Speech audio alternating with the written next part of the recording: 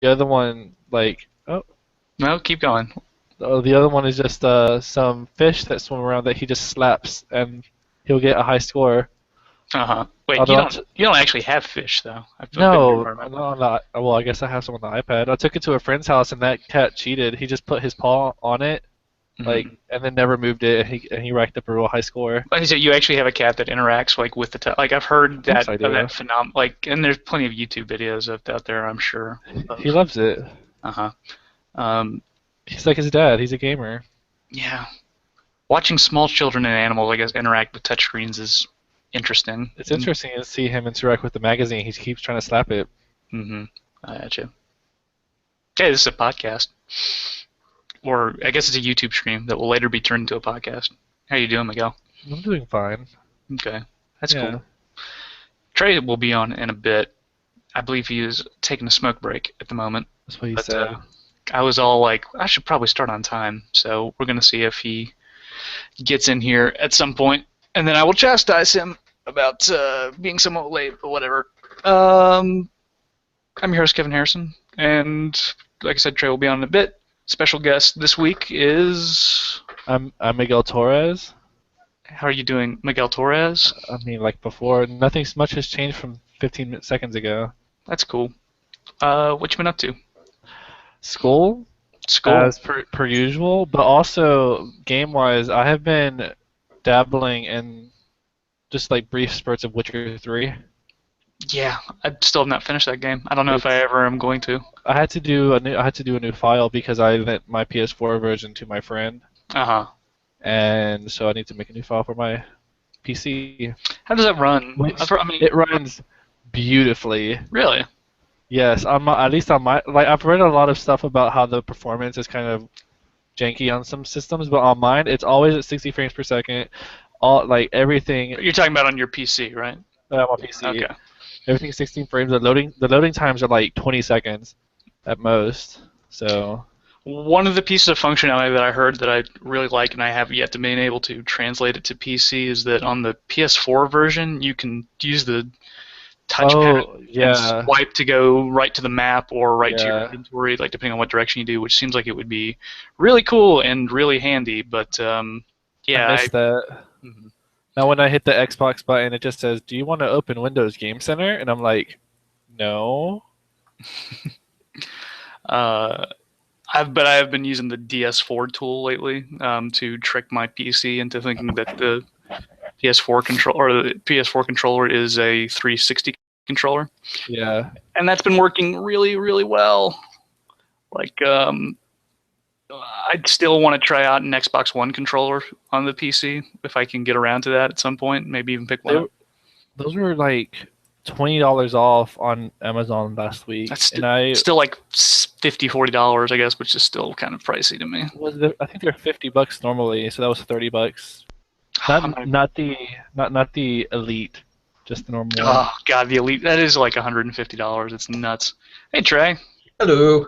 how was your cigarette? It was pretty good. Enjoyed it quite a bit. That's cool. It's tight. Let's see. So, like I said, we got Miguel on here. Everybody's Sorry. got the documentation stuff in front of us. So, okay, Witcher 3. Anything else that you've been playing, Miguel? Besides Final Fantasy 14, Yeah, I get. Actually, I've been meaning to ask. Yeah, so this like we're gonna like load the front half of the show with just like new and old game-ish stuff. So, in a word, how was Final Fantasy 14? good. Heaven's Sword. It's good. It's good. I would say so. Okay, what? So you've been spending all summer playing that. I guess raiding has been taking up a lot of your time. Yeah. What So what raids are? Were there just one at launch or? So what you're doing? No, they didn't release the raid at launch. They released it 4 weeks after launch, so people could not feel so stressed about getting straight to the raid content and just enjoy getting to the new level cap and getting several jobs up there and just taking it in stride. And so a month into the release, they released Alexander Gordius, which is the raid. Sorry, Michael's home. They released Alexander, who is like one of the more famous Final Fantasy summons. He's pretty much a main plot point in Final Fantasy IX, and you're just running around inside of him, beating all these baddies to death, trying to figure out why he was summoned. Sounds So, like what, God of War 2, where you were going around in the statue in the beginning of it. oh yeah, Yeah. Uh, so that's pretty so good. The raid has been really hard. It only just got completely beat last week, and it's been like 2 months since it came out. is your cat on the wall? Yeah, he is. That's Leave cool. my cat. The wall is where he belongs. Okay. Uh, Is there been any others? Like, I've heard that the story is also really good in Heaven's Ward. Is there any way to sum it up, or? The story is very much. Oh God, hi.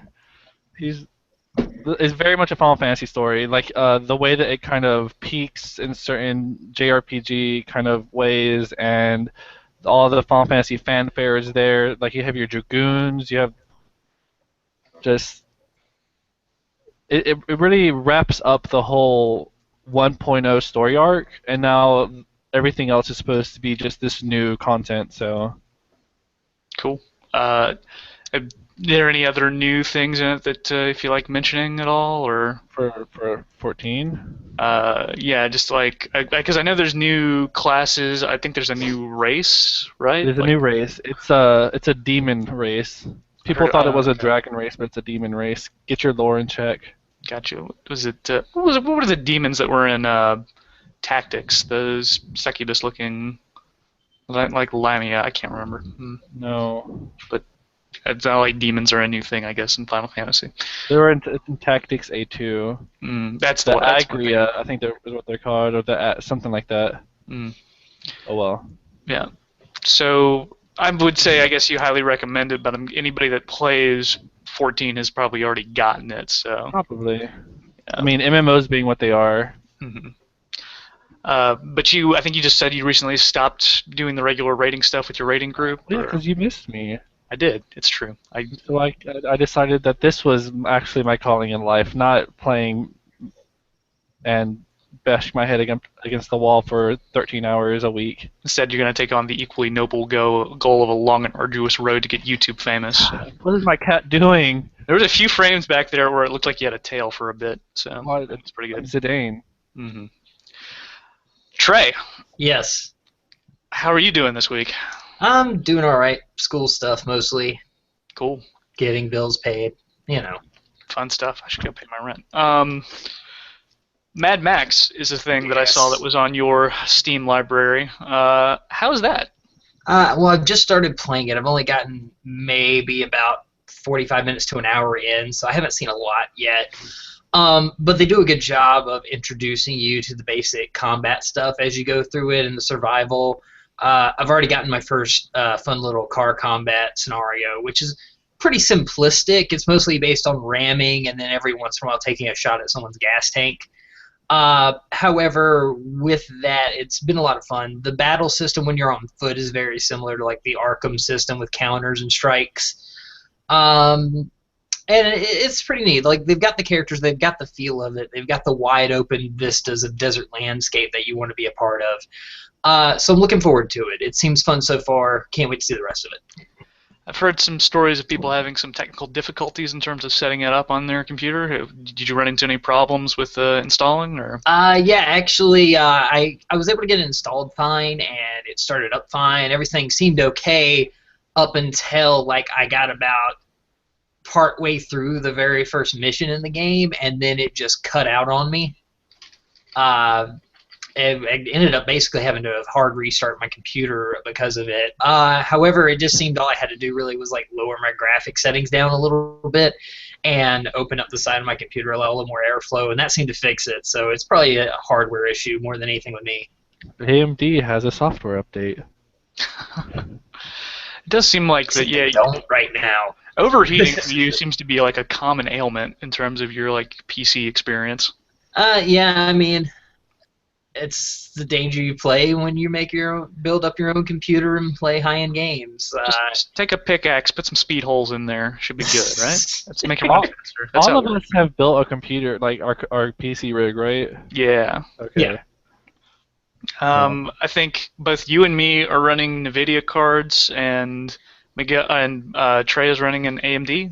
Yes. Okay. I was confused. You said you and me, and you pointed somewhere, and I was like, I don't know who's pointing at. Yeah, that because it makes really good radio. Uh, yeah. So I was trying to think if there were any other questions I had for Mad Max. Because Oh, since you're only 45 minutes into it. here's a question: does Yeah. anyone know if the director of the movies is involved in the games at all? In the I game? know. I know he's involved as far as making sure that they get the different types of people that you'll see in the Wasteland correct. Uh, like it has the War Boys and like the very first bad guy you go up against. Spoiler alert, in case anyone cares. Ends up being the son of one of the sons of the main bad guy from the movie. Oh, so there is actual tie-in continuity. Yeah, it has connections. It seems to happen before the movie, though. I think so far from what I've gotten out of it. I should go back and just look up the docs because I know somewhere I've got it written down, like when it takes place. I just haven't looked at it in a few. Let's see.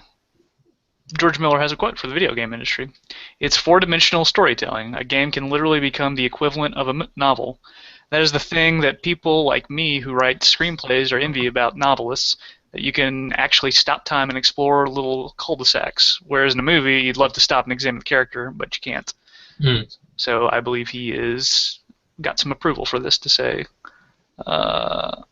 he thinks it's a massive leap forward in terms of storytelling, which I can see that merit.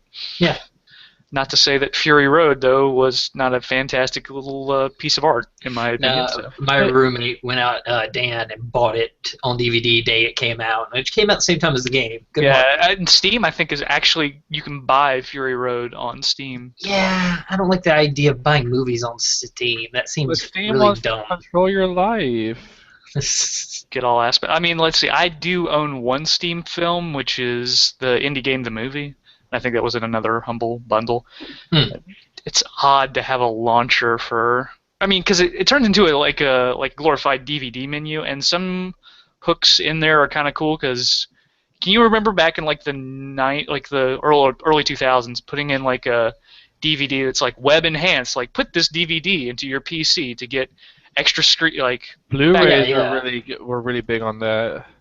How many people have actual like Blu-ray drives though in their computer? In their PS3s. No, yeah, in their PS3s, gosh. Like my setup right now has no optical drive at all. I have to plug one in through a USB port if I want to use it. I've got a DVD Well, drive, and that's it. It's not like Konami wanted you to install MGS5 through a CD anyway. That is hilarious that there is a Steam installer in a boxed version of it. Like we've come full circle in terms of like this is the future of GameStop, right? Is that all of their PC games are that? I just wish that Konami would just send install discs, but instead of discs, they're just floppy disks. Yeah, that would be good. Just like another big old middle finger. Yeah. And there's like 15 of them. Yeah. Well, it's not even like Phantom Pain is actually not that big of an install. It's 20 gigs. It's surprisingly small. I feel like for a game of that caliber. That caliber. Caliber. Oh, I'm gonna go ahead and Is it?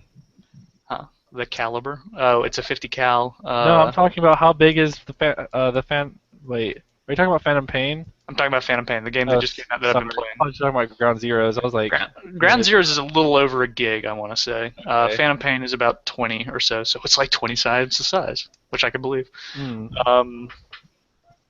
I want to take real quick to go ahead and say hi to the chat. All one person I can see chatting at the moment, which is Michael. I'll say hello, Mike. He does have a Blu-ray player in his computer. Who? Michael. Michael Brothers? Yes. I was confused. I mean, let's put his whole last name out there on the internet for everybody to. On you the give his chat, email it address shows up as Michael Brothers. I'll give you his credit card information if you want. Fantastic.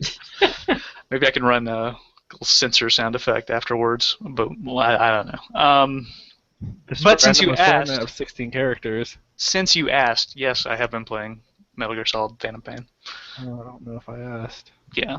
That game is good, from what I can tell so far. Granted, I have not beaten it yet, but I feel like if you go into the game, it says I have completed, I think, a little under 30%, which I don't know if I don't know where the main, because there's a lot of side content. I don't know what constitutes getting to 100% and how far I am actually in the story. I feel like I'm pretty far, but it is like Peace Walker 2. It's like the realization of that game, like to the fullest, to the max. Like it builds off of all the concepts of that old PSP game or HD re-release and just sort of like perfects it in pretty much every way that I can tell. So that's cool. Ask me questions. How many livestock have you put on parachutes or balloons yet? A few. I want to say maybe 10 sheep at least. One grizzly bear, one Kodiak. I want to You say. got a bear. Nice. Grizzly bear. Took like Is that like code for 10 something? trank shots to the head to be able to, and I had to like it will charge you. You have to dash out of the way. It's almost like a What one-hit kill. what benefit do you get from lifting a grizzly bear I'm to your just- face? You have a ranking in the game called heroism. Heroinism. The greater your heroism, the more soldiers that will just join of their own volition. So you get more mercenary famous by extracting animals. Also, you can take contracts from NGOs that want you to preserve animal life that's on the battlefield. So that might be extracting grizzly bears by a balloon, or it might also be like tranking crows if you want to, and gerbils and picking them up. You don't have to. You just put them in your pocket. So what I'm hearing is that you can go into combat against a bear. Mhm. So does that mean that Snake is confirmed for Tekken? Second. Oh, right. You got Ugh. it. I haven't run into the panda yet. Just Kuma. So I mean, if he's in Smash Brothers Brawl. he's probably in Pokken somewhere. Well, here's a question for you. Okay. So, Phantom Pain is a rather expansive sandbox game, right? Like Yes. with a huge map. Has the vastness of the map, do you think it has positively or negatively impacted the design of the levels, of like the areas? I want to say positive for the most part. I do have a few gripes that are getting remedied, like traveling. They have the option in the game called side ops, which are essentially side missions that you don't have to go into an intro and outro cutscene, and you can do those without having to extract between the two of them. Some of the problem is that you'll have to transverse a lot of land initially if you want to be able to do that. But the game does give you a few options in order to deal with that. There's the buddy system in game, which you can have assistant combat people like a dog or a sniper. Dog But to you get person? dog as in a dog, like a wolf that you extract as a puppy initially, and then super cute. Can the sniper? Okay, so I heard that because you can have a horse and a dog, Mm-hmm. and if they get low in vitality, they will go away and then come back later or something. Right. Does the same thing happen to the sniper? Yes. Okay, so sniper can't die. They can't die, but if they take too much damage, they won't be able to be used for the rest of the mission. And you're also building something called a bond level with each of these Oh my sentient gosh, is this Persona? things. The higher Social that your link? social link becomes, you'll be able to get better equipment for each of the support buddies. The horse, you might get horse armor, so horse armor DLC confirmed, and they'll be able to take more damage. With the dog, or the wolf rather, you can get a little sneaking suit and knife that he puts on, and you can order him to go walk. Knife? Yeah, he'll take it out of the little sheath that's on his leg. It's adorable and then he like jumps on somebody. K9 Homicide is adorable. It's yes. So There's here's a question. stun version too. So you mentioned the system with the companions or whatever, the buddies. Mhm. What other ways has RPG design affected MGS? Wait. I gotta hold go back. on, hold on. I gotta Hold go back to the first question real quick though. I still have to ask how the heck the dog holds the knife. In his mouth. With his tail. No, with his mouth. He puts it like. He grabs it out of a pocket with his mouth and he's just like, come at me, bro. Yeah, he whips it out and then he just jumps and slashes. Yeah. Why doesn't he just bite their throat then? He's an option for that too before, but it only is considered a distraction. The knife apparently is just faster. It's Kojima. I don't question the lore. It is really cool though. That blows my mind. Okay, sorry to interrupt. Continue. The more useful thing about the dog though is that he can like mark enemies just by sniffing them out, which is handy. He'll do a little bark whenever he sees somebody. The open world though, for your first question, Miguel, like traveling between them can kind of be cumbersome at first until you've sort of realized your full-fledged options, being that you get the horse right out of the gate, and that's good for getting between a lot of places, especially with rocky terrain like in Afghanistan. When you get the ability to extract vehicles from the battlefield with the Fulton device, which is a little ways down the line, you can go into a mission with a Jeep or a truck initially. And at first I was worried about using that because you have to worry about how much money it takes to deploy one into an initial mission, which is not that much, and if you need to extract it, but the game will automatically extract it for you, which I had not gotten confirmed initially going in, but I figured out after some gameplay. So getting around can be kind of interesting. The way that like some enemy and encounters though, in terms of how they have to be like tuned for an open battlefield, is really interesting in a lot of ways they do it. There's like a sniper fight, for example, which might actually rival like Metal Gear Solid 3's like really good the end sniper fight. Just the way that they're able to use all of the open world for it. And then there are some super powerful enemies that you just have to sort of hide and evade from, and once again, the open world design for that is really interesting as well. And you just get a lot of options for tackling, you know, being able to infiltrate a base from a bunch of different angles. So they didn't just ham-fist it in there. No, like Kojima's been, and the people over there, the production team, have done some very smart things to be able to work with it. And when you're infiltrating different parts, different bases in different parts of the world, it feels a lot just like mini versions of Metal Gear Solid 1 or Metal Gear Solid 2 without all the breakups of the loading screen. Just like there are distinct sections of each base that you're trying to get into, and you might try this approach or that approach or a different approach with, you know, if you've got different support buddies or different equipment loadouts. And for RPG mechanics, it pretty much takes everything that was in Peace Walker and dials it up a little bit. There is weapons that need to be researched, and you're going to unlock better scopes and suppressors that last longer.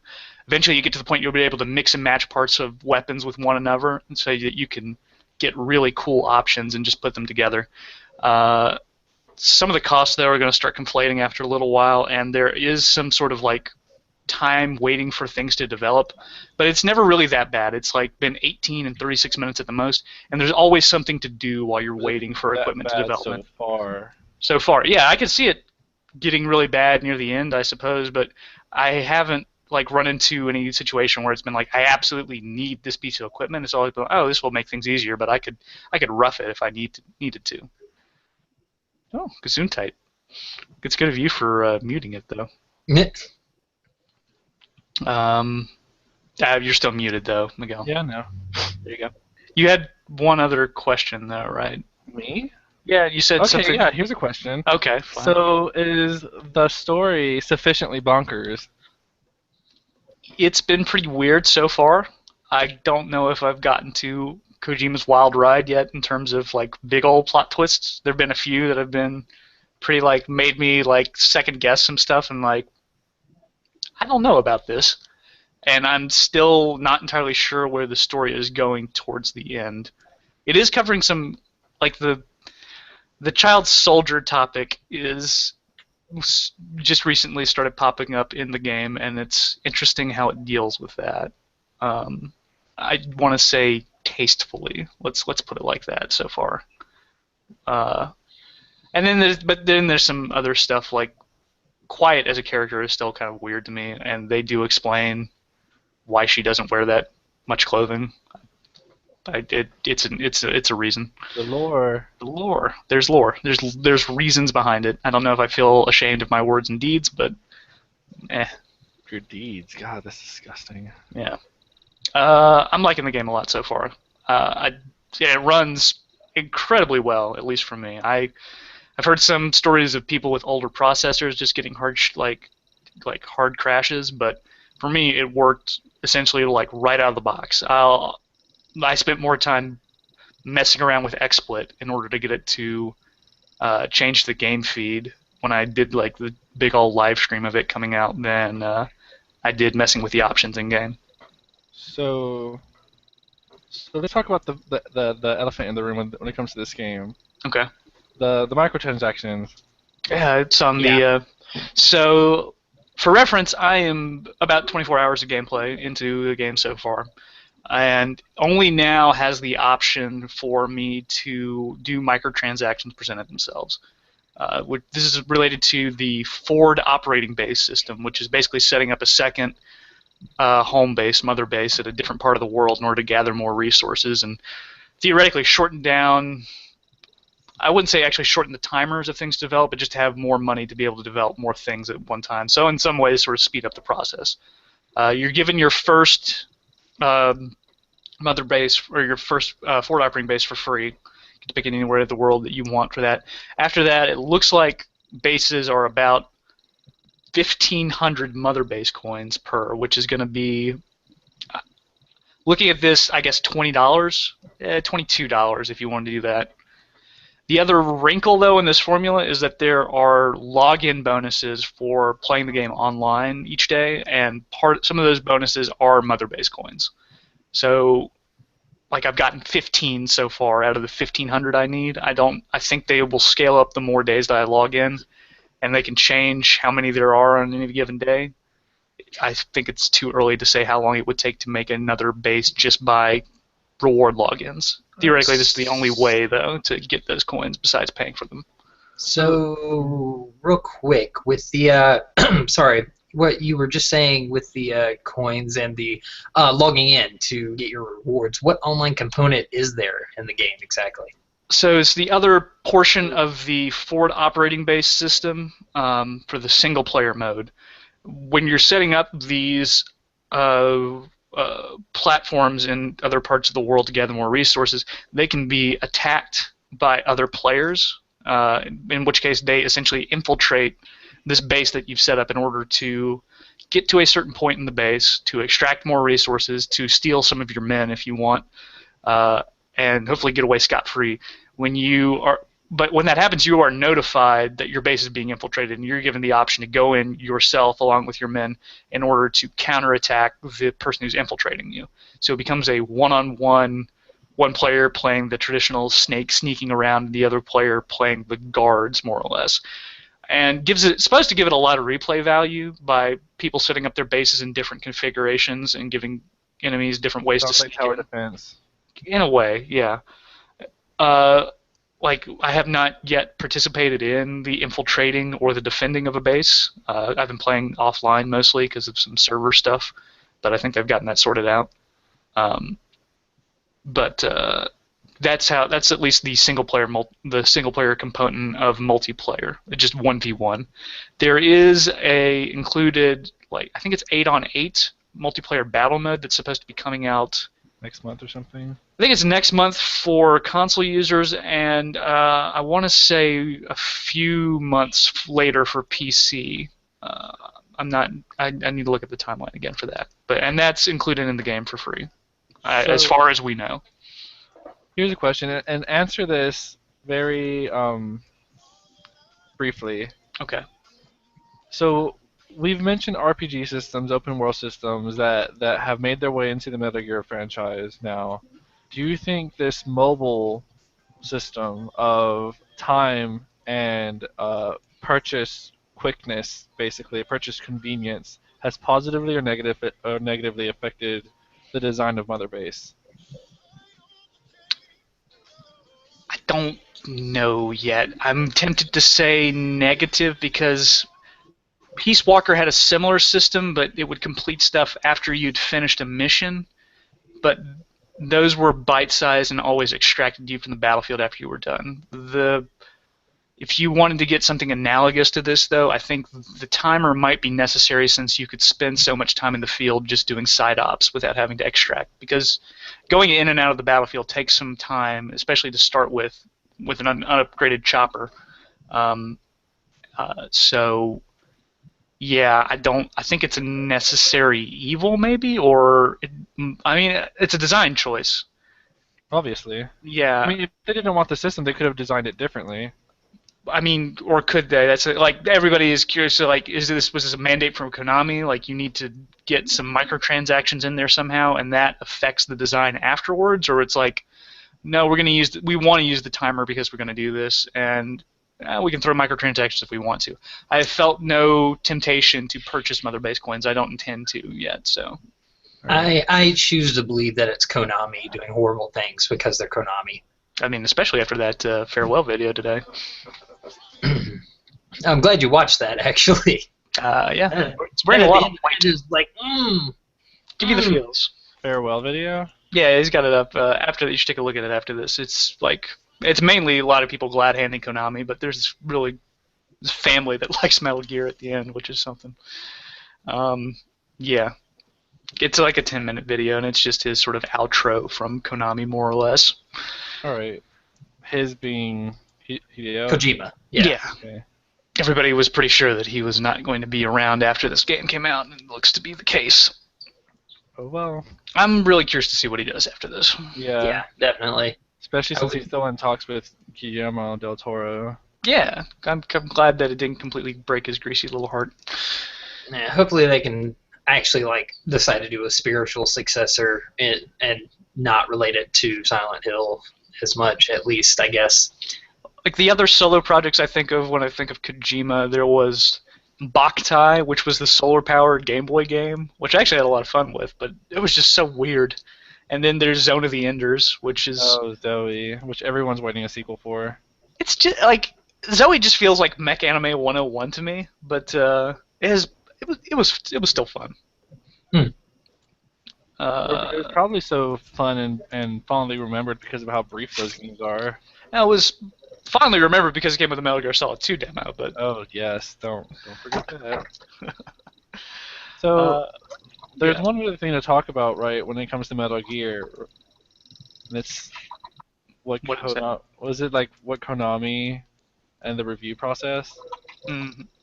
Konami. Oh, okay. So we want to talk about the I just want to review hear event your opinion, but like what your thoughts on it are. Well, for a little bit of context first, is there's some information coming out at least around this game, and there's been around other games as well of Konami hosting review events, and this is not uncommon in the gaming industry for large publishers to set up part of their headquarters or a different location. What is that clicking sound in the background? Is that you, Trey, or No, shouldn't be. is that you, Miguel? Not me. We have weird sound things here on this show. Anyways, events where they will host a bunch of reviewers to come by and play the game for a prolonged period of time in order to have that supplant or just be a closed environment in which they can use to review the game before it comes out. For Konami, it was, I guess, 2 or 3 weeks before Phantom Pain came out. People played, I think it was like 4 or 5 days in a row in a closed environment, simulated servers for the FOB thing, comfy chairs, TVs, etc., and they would go out and go get food and stuff after, on breaks. But it also let Konami keep the copies of the game in a small. It let them keep things under wraps, but at least around the plot. Jim Sterling put out a video that I guess was Monday talking about review events and how he thinks that they are like not the best way to do reviews because of course the publishers are trying to coerce you into giving the best possible experience and associate them with good memory. Like the heinous example there is like Call of Duty giving people a chopper ride to the review event for I think it was Black Ops 2 and then giving them helmets with their names engraved on them. You being reviewers, not Yeah. just consumers. Right. Now the consumers instead they get a mini fridge this time. A pair of night vision goggles. Oh, half scale hand. It's really basic like psychology stuff. You want to associate good things happening to the game itself, even if it's not the game being played, and hope that influences the review in some way, shape, or form. Oh dear. You okay, Trent? I'm fine. My camera's. Oh dear. Fun time. Okay. I thought it was my cat for a second. Yeah, I thought somebody was attacking you. anyways, complaints, like I said, good experience with playing the game, and hope that influences the review.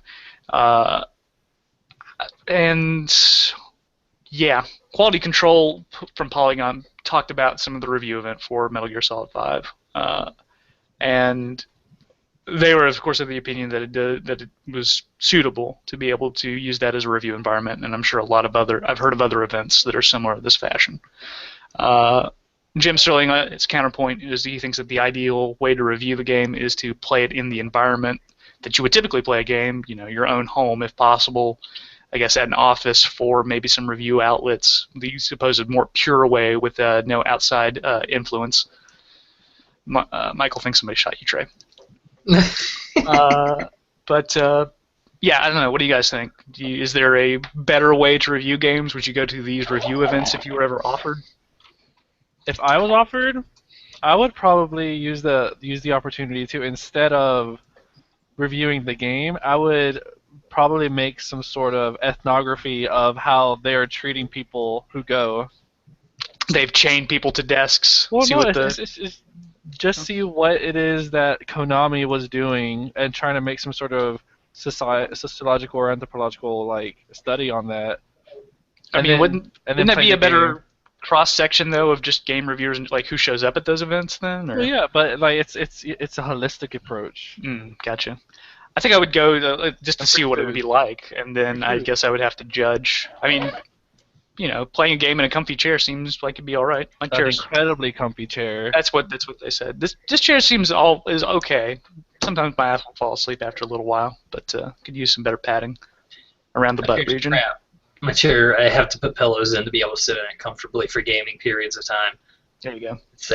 Gaming periods of time, not long periods, but gaming periods. Gaming periods. Which just dwarfs long periods. Mm-hmm. It depends on the game in question. Barbie's Horse Adventures.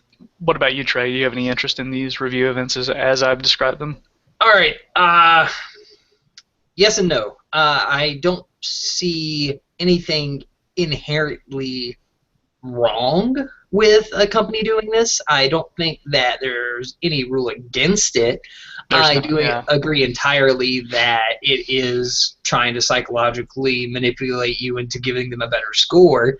And really, I agree with the majority of big online critics right now. As long as you let people know that you went to that type of event, as long as you state it and make sure that everyone knows about it, then they can decide for themselves whether it's a conflict of interest or not. And that's really the best way you can go about it. The issue I have with it is that it kind of borders on the edge of journalistic ethics. Right. The people who make these reviews are also the people that criticize outside of the game, criticize the companies, make critiques on certain things, make opinion pieces on others.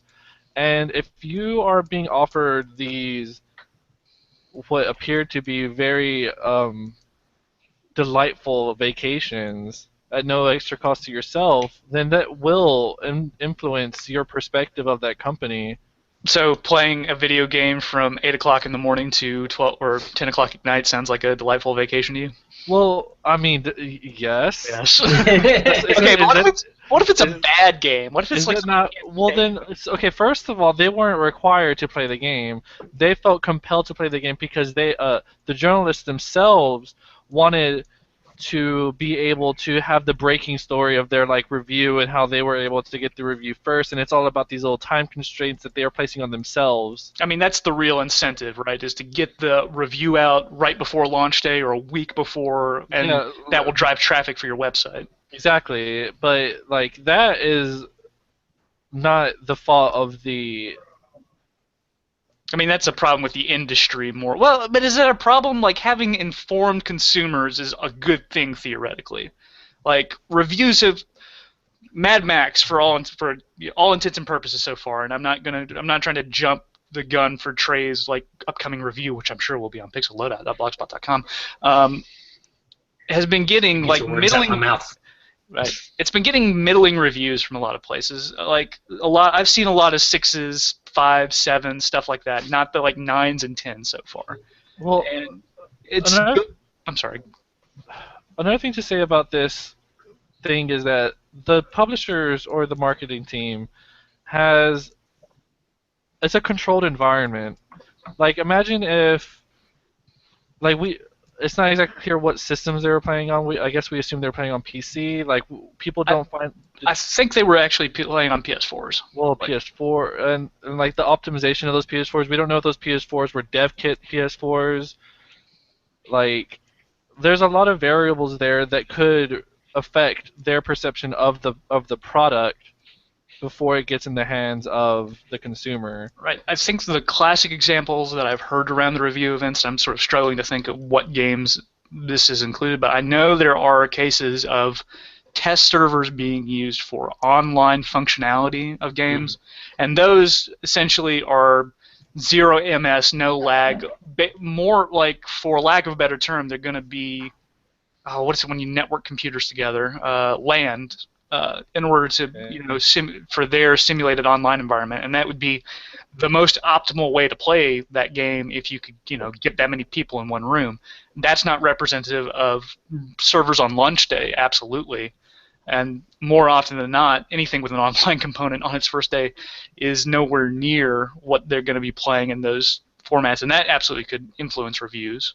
I guess my final opinion would be I don't like this format for reviews, Hmm. but I do like this format for marketing. As far as like Microsoft and Sony have been doing these like bus rides all across the country, letting people just play games for free. Hmm. And I feel like that is analogous to this conversation, and that is a bit more honest because it's not about like influencing reviews. It's about producing word of mouth and social and virtual socials in virtual social spaces.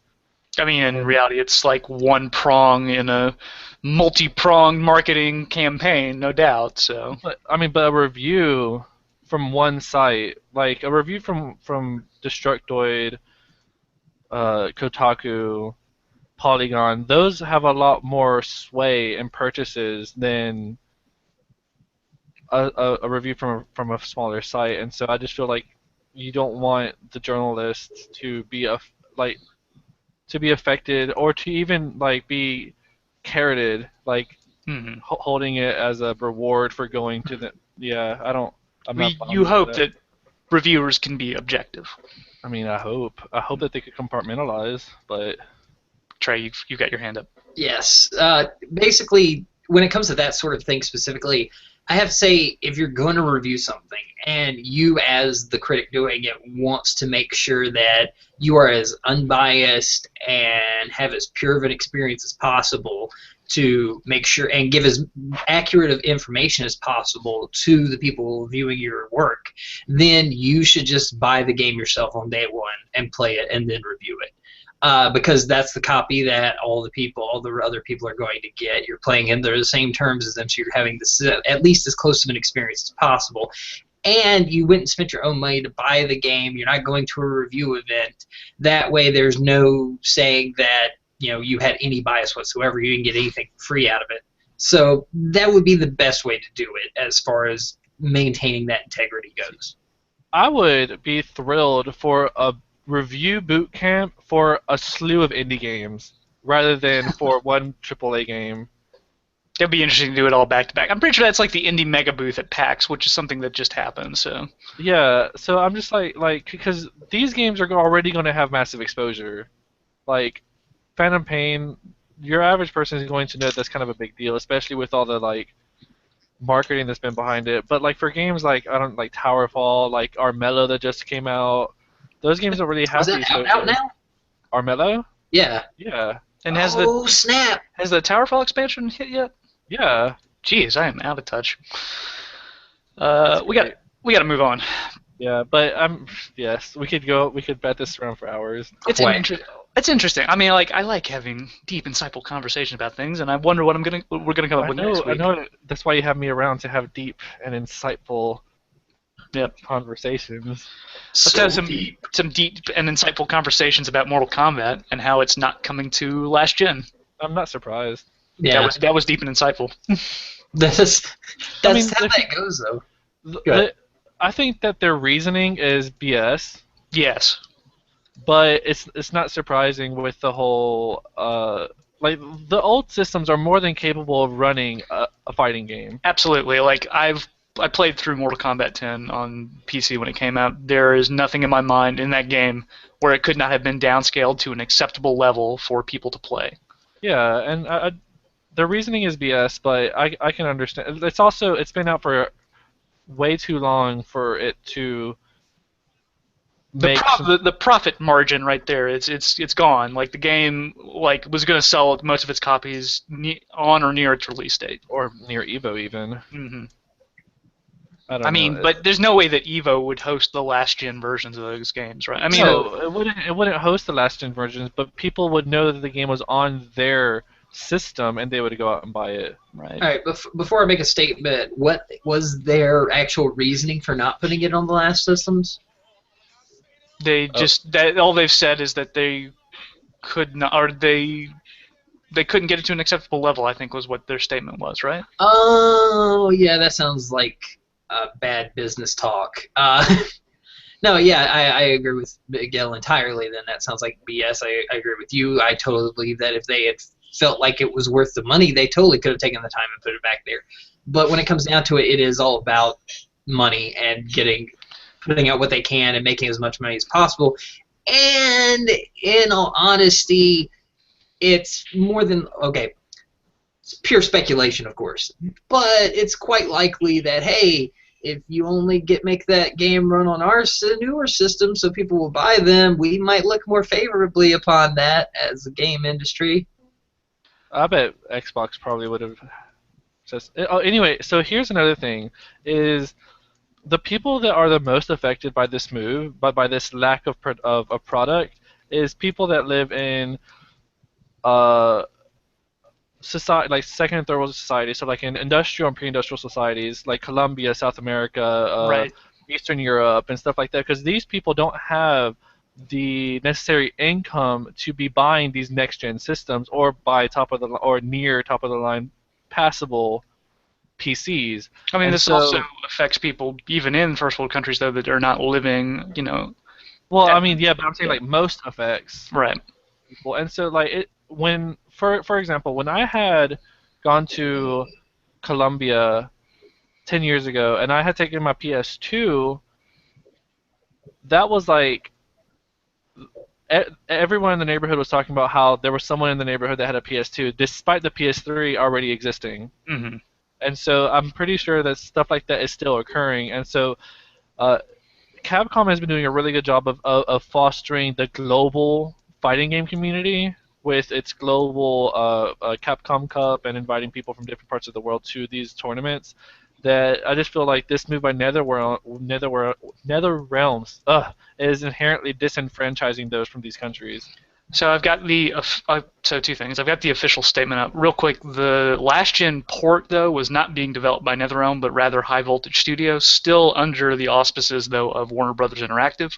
The official statement here is after months of development, Warner Brothers Interactive has come to the regrettable conclusion that we cannot release Mortal Kombat X, 10, whatever you want to call it, for PlayStation 3 and Xbox 360. Please know our teams work diligently to meet the quality standards set by the current gen versions of the game.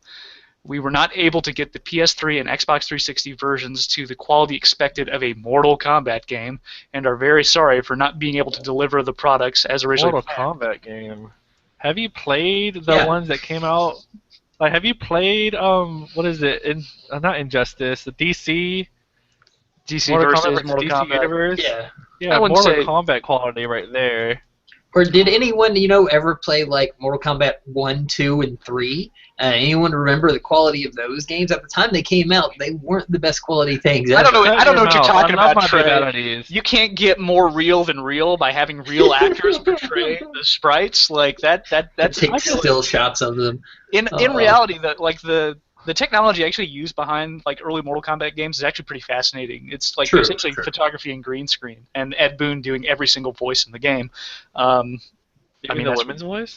Exactly. I don't know about that, but he is most famous for doing Scorpions and Get Over Here in every single game. But yeah, I mean, but Mortal Kombat 9 was for all like widely regarded as being like one of the best Mortal Kombat games out there, and was actually a pretty quality product, I'd say. Two iterations did not make a good trend.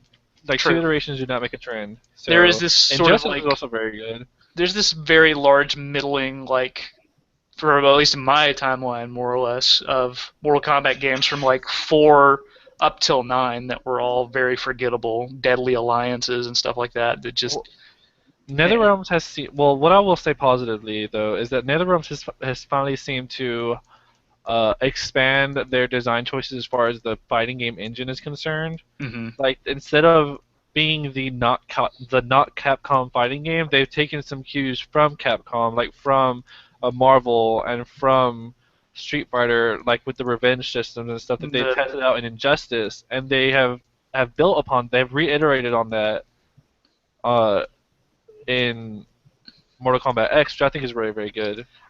you could stop me and correct me if I'm wrong, but I feel like there's actually some sort of like art imitating art here when it comes to Street Fighter V. Granted, neither of us I think have played any of it, but with the way that the V skill and V trigger stuff work, seems a lot like Injustice of people having unique passives and that affect how they're and unique mechanics that are how they fight with one another. Are you breaking up, or am I breaking up? Should I repeat myself once again? I mean, I heard you. Trey, is Okay. he breaking I up? heard everything fine. So it's me. Yeah. So it's Michael. And sometimes Miguel, you've been breaking up a little bit, but I was just attributing that to lag. I mean, everything over here sounds pretty good for the most part. Nothing's been Okay. heinous. But anyways, Miguel. So yeah, I would like the whole V skill thing. I would contribute to the sudden rise in popularity of MOBAs and Sure. that design of having like abilities and passes and stuff, and each character being inherently unique. hmm It's not necessarily new in fighting game, but V skills are a bit more on the nose about it. Okay. Gotcha. I guess let's keep going then. Anybody look at the Dragon Age Trespasser trailer that came out? No, I I did have not. do that. So I it's have not just beaten Dragon Age, so I have not been paying attention or trying not to pay attention. so it's just me. Then I'll sum it up real quick. It takes place It's the last piece of DLC for Dragon Age 3 or Dragon Age Inquisition. It takes place 2 years after the main game, with Canary invading the mainland again and Always telling Canary. the Inquisition to stop being the Inquisition, like they've done their job. This is like you sort of have to have played through all of Dragon Age Inquisition to figure out sort of what's going on with some of the large hooks with this. It's very similar though to Mass Effect Citadel DLC, it looks like, and it is going to answer some questions, raise some new ones, and be a send-off for the game, more or less. I mean, it makes sense. Like Yeah. people, I heard that there were some pretty, not plot holes, but pretty big questions that have yet to been answered. Yeah, the game has some like twists and stuff near the end. Like I played Inquisition; it was an alright time. I'm not the right person though, really. To like the trailer looks good. The main character drops I an guess F-bomb. I I guess. was most surprised because, like, it only sounds like the last DLC was just released and announced. Yeah, they with all the DLCs of this, they have only talked about and like shown a trailer like a week before it came out, which is very different from the typical marketing that we talk about for video games and Yeah. giving it a whole month or 2 or 3 to hype up and people wondering about the the blog announcement and then the first trailer, second trailer.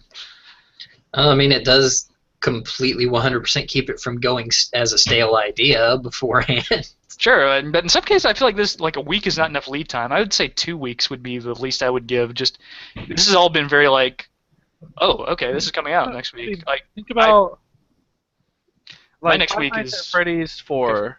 Five Nights Yeah. at Freddy's has become like quite the let's call it a cultural phenomenon. yeah, basically. I don't get the appeal of that game. But the thing is, so Five Nights at Freddy's 4 was supposed to be released in October, and then all of a sudden it got released on August 8th.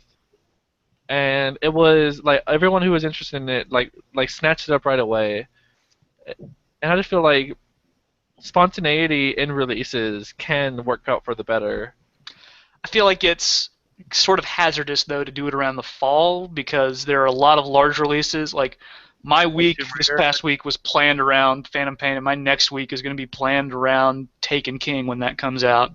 And if other things should come out in those time periods, like, sorry guys, my week has already been taken. Like, I would have loved to play some Mad Max this week. Wasn't going to happen. And if anything, I think there's something else that's actually supposed to come out at the same time as Fallout 4. Good luck with that. Tomb Raider. Yeah, no. Rise of the Tomb Raider. Good luck. No. Like, I mean, to be fair, Tomb Raider did have its release date announced way before Fallout 4 got announced. Yeah. But it's like Fallout 4 is going to be like a game of monolithic proportions. Pretty much, yeah. I have yet to see the kind of hype surrounding that. I mean, and it feels like with good reason. Like, there's a relatively short turnaround between the announcement date and the actual release. Like, we're getting 5 months, like, for a game of that caliber. Like, I'm surprised that they had not done the release date like a year earlier. And I'm kind of glad too. But yeah, just nothing. I don't know what could take it on. Maybe Call of Duty, but Elder Scrolls 5. there you go. Yeah, that would be the big kicker. They released that. No, Final Fantasy 15. That would probably cause people to lose a lot of money in one day if they both get released on the same day. They've said some update stuff, like we think 2016 maybe. No, okay, so apparently Final Fantasy 15 is confirmed to be released next year, but the announcement for the announcement is sometime in the beginning of next year. Ugh. Yeah, because that's a thing that has been happening a lot lately. Announcements for announcements. Well, Square Enix really likes to do that in particular. They love their countdowns. Yeah. That Hitman countdown though. Yeah. I looked at the gameplay trailer they put out for that. It looks like a Hitman game. Oh Surprise, God! surprise. Thank God. Yeah. Yeah, I don't know. Dragon Age, it's a thing. I wish we had one of the ladies on that talks about Dragon Age a lot. Well, I'm right here. Huh? I'm right here. Oh, okay. Thank you.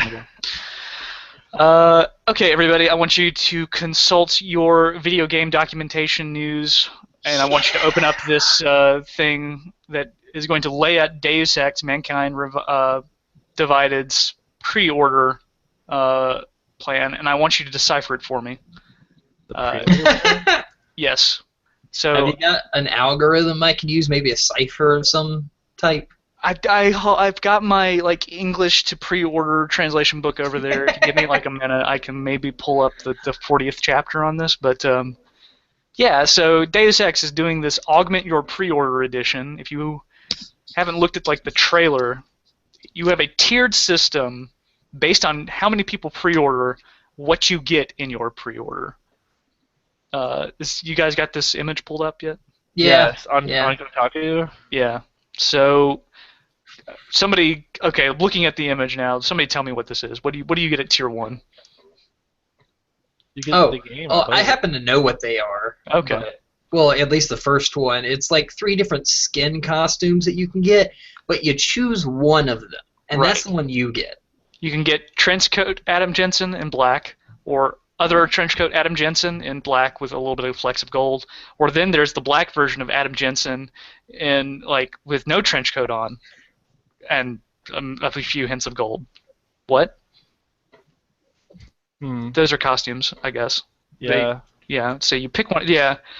Second tier at 25%. I don't know what that means. What is 25% of? I guess of targeted pre-orders of the world of what? Yeah, I guess so. 25% you can choose between an art book or a sampler of the soundtrack. This just sounds... Is it a physical art book, or are they going to send me an actual book with art from the game? No, it's digital. It's going to be a PDF file. What are those? They can fuck off with that shit.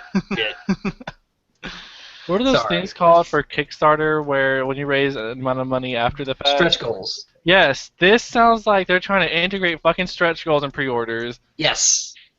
Yeah. That sounds so... And you know it's Square Enix doing this shit too. Yeah, I don't really have much problem with Eidos Montreal, especially after the director's cut of Deus Ex. I feel like I know a little bit of the studio now, and I'm fond of some of those French Canadians that are working there.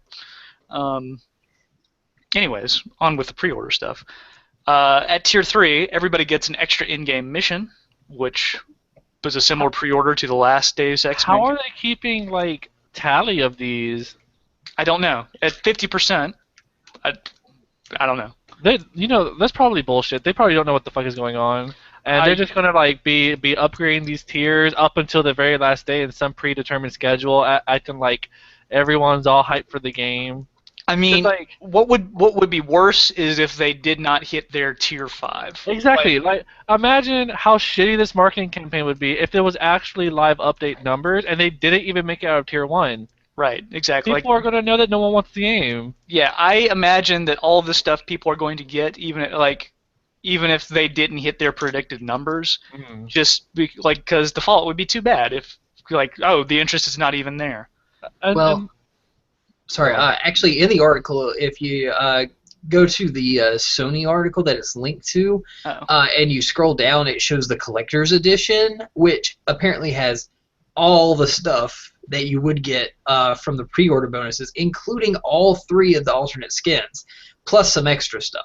so it's like so, carve out your collector's edition if you're too cheap. but I don't get a Jensen statue. Yeah, no Adam Jensen statue, no 48-page. I know. I guess you get an actual physical art book then if you do the collector's edition Yeah, I and a guess. limited edition steelbook. I I don't don't have to like release this all is so stupid. Like that, I'm just like whatever. Okay, tier 4 then is you get to pick between a novella or a comic. A novella. Yeah, Like, is it gonna have really dramatic Hispanics in it? So does novella just constitute like a shorter It's novel? It's like a chapter. Yes. Yeah, it's basically a short story. It's not just a novel with the L and an A on there. And okay, anyways, or is it? Okay, and then the only one that just seems kind of, I guess, weird to me is at tier 5, which I guess is I don't know if that comes with a collector's edition. Yeah, it doesn't say. The game will come out 4 days ahead of release schedule. Oh yeah, okay, that part might not be in the collector's edition, but that is the most dumb thing ever. Yeah, it's like So we have all had rather wildly negative responses to this, but Yeah. I have to give them props for trying it. sure. I Like, guess someone somebody had to to try it, and this seems like the least exploitative way of doing it. Because if like fucking EA did this, they would have put like huge amounts of actual content behind these barriers. hmm And Yeah, so like- I'm just One extra mission, like the extra mission that was in the first, like the Deus Ex Human Revolution, was of very little consequence, and it was more of a fan service throwback, and is totally skippable. Like I can remember playing through it once. as long as it's better than that Harley Quinn DLC. Yeah, all the Batman Arkham Knight stuff has not been really good at all. But at the same time, you're stapling yourself down to this absolute release date, which I think they've said for February 23rd. A lot of games actually coming out in February now. Stuff that's getting pushed back is coming out there as well. Like, it has to come out on the 23rd, and then it has to come out on the 19th as well. Like, if the game gets delayed, like, that just, I mean, I guess you could do 4 days before your delayed release date. It just seems like a logistical nightmare. Now, I assume they're only in they're in like the last stages of bug testing at this point. If they're announcing this kind of crap this far in advance, I assume they're actually not, honestly. But I would hope they are if they're going to announce this kind of stuff and announce 4-day early game release. My biggest thing is actually what Michael brought up in chat, is that whether they reach these tiers or not, all this stuff is going to come out for DLC for the other people.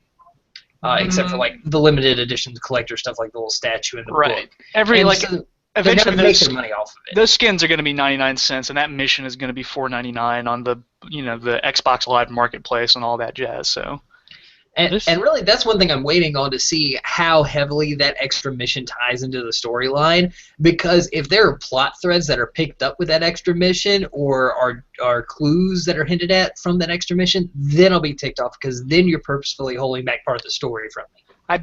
but seriously, like I said, like the way that their last extra mission outing was, it was of little to no consequence to the main story of the game. Like, I imagine there will not be critical plot points hidden behind it. Think of it like as like Shadowrun, like an extra side job or something. Hopefully not. But what they if it's write it like- correctly, it'll be fine. But it What could if be it's wrong.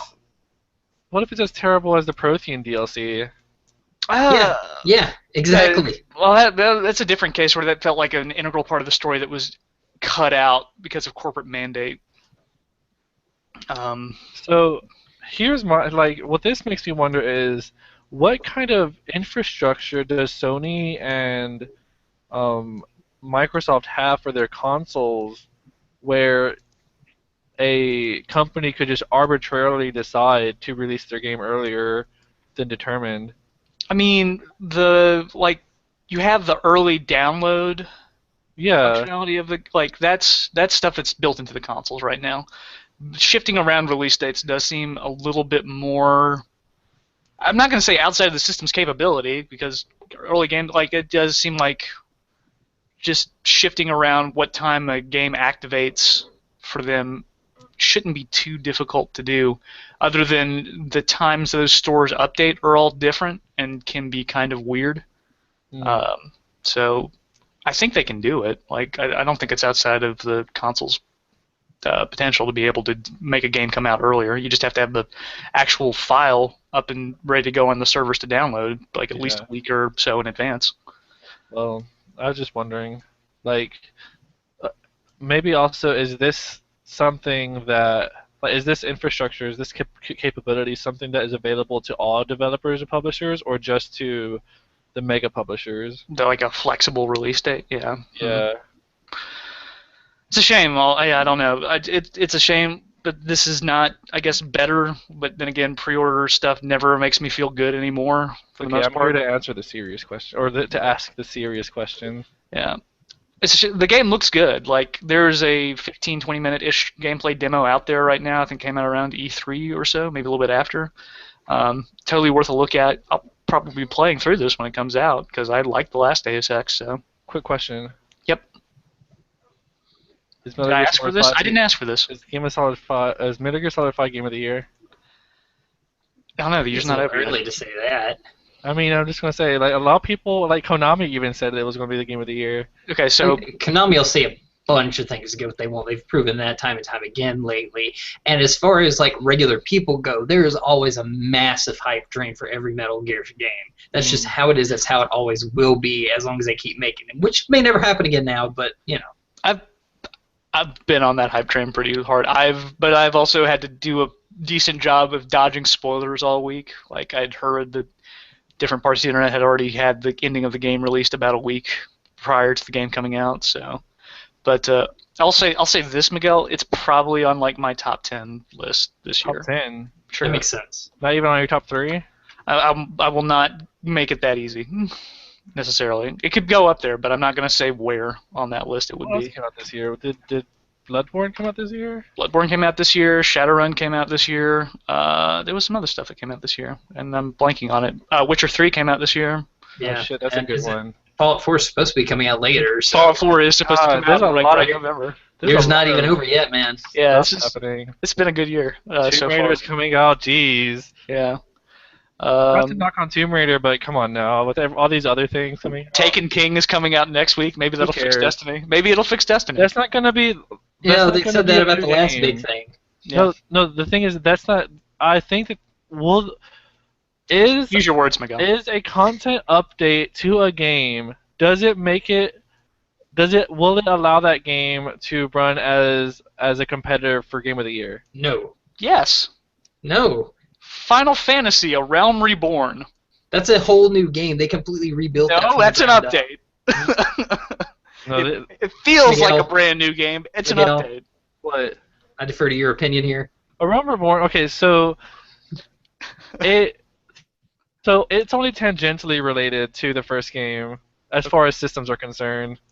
But they kept honest and making a new game to make it actually good, and so it does seem like a lot of it is just bring in the art assets and everything that we made for there, and then actually put a decent RPG MMO RPG system in. Therefore, new game. Not even. Look, the art assets were even made from the ground up.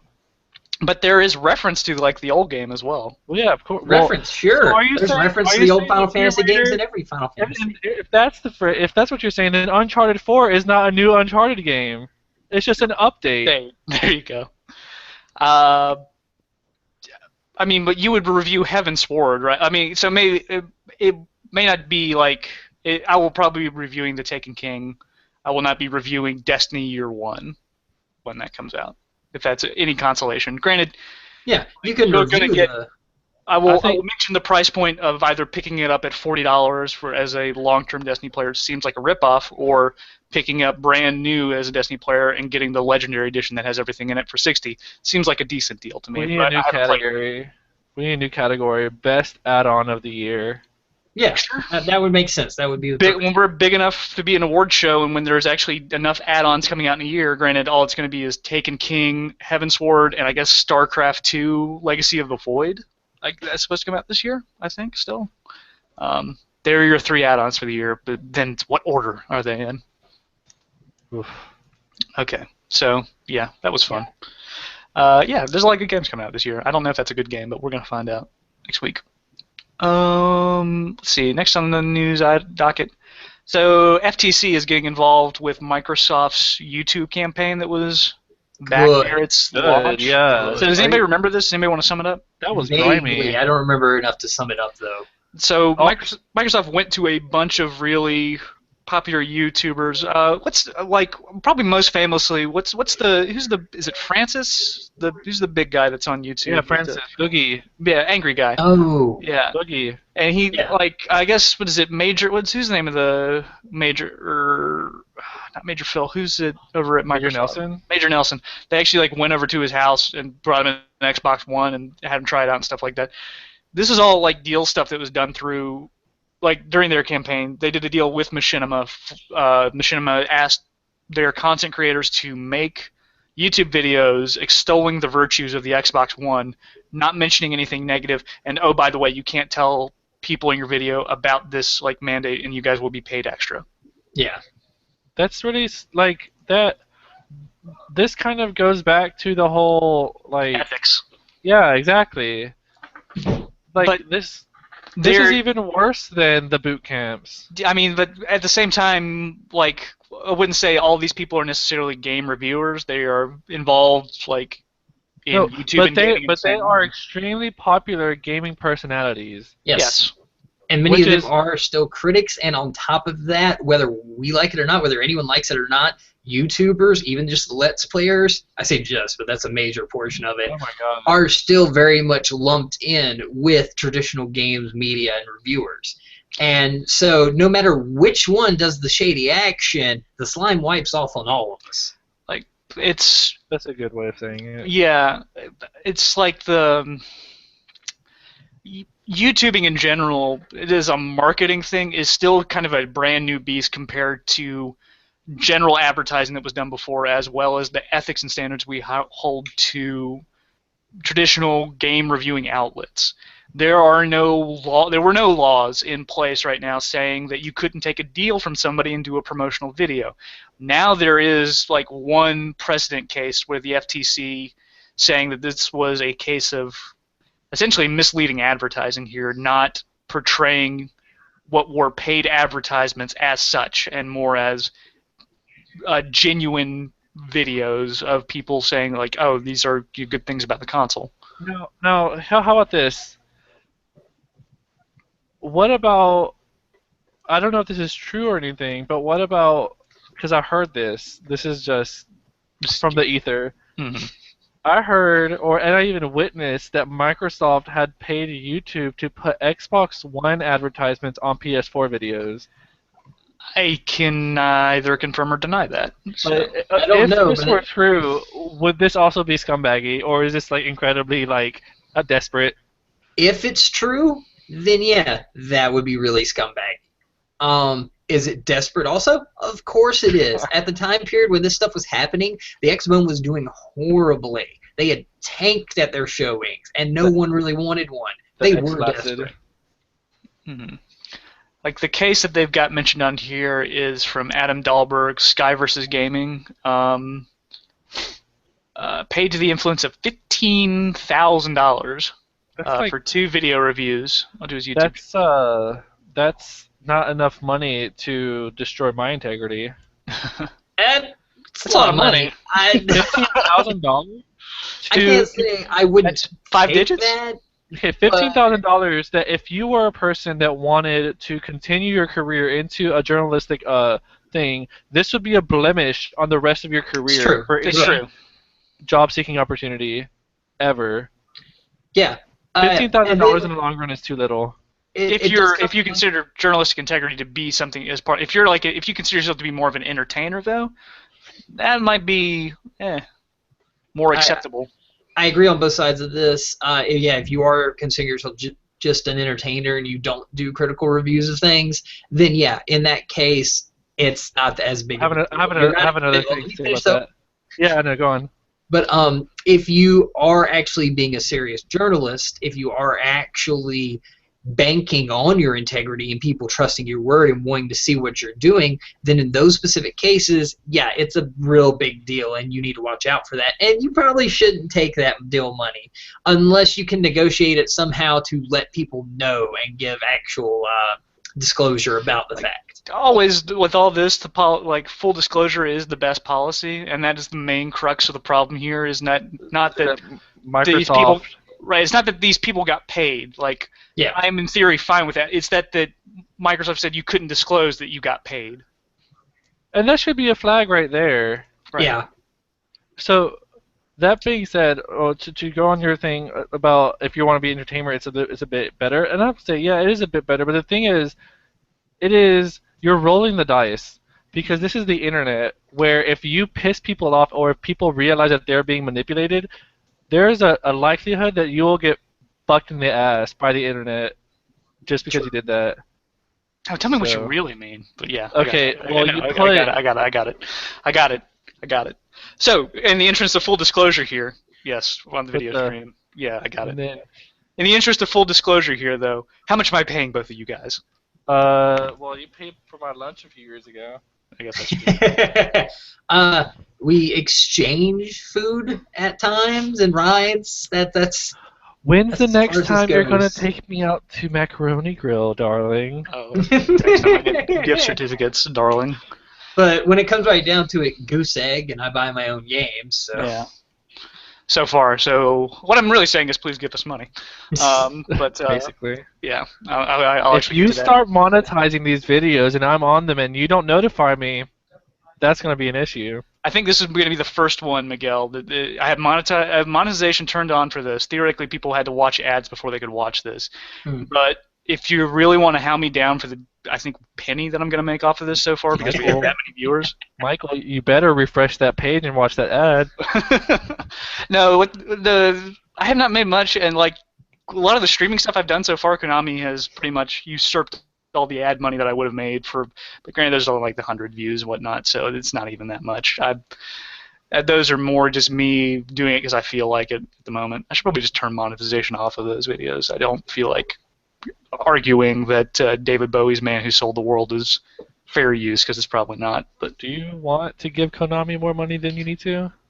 I mean, they really want to start that gambling program, and it's tough with the way laws are. So they got to pay those Japanese lobbyists. So you know they want that quiet pachinko machine. Mm-hmm. Pull the lever. Actually, getting to that, that's a perfect segue. We should go to Steam RNG.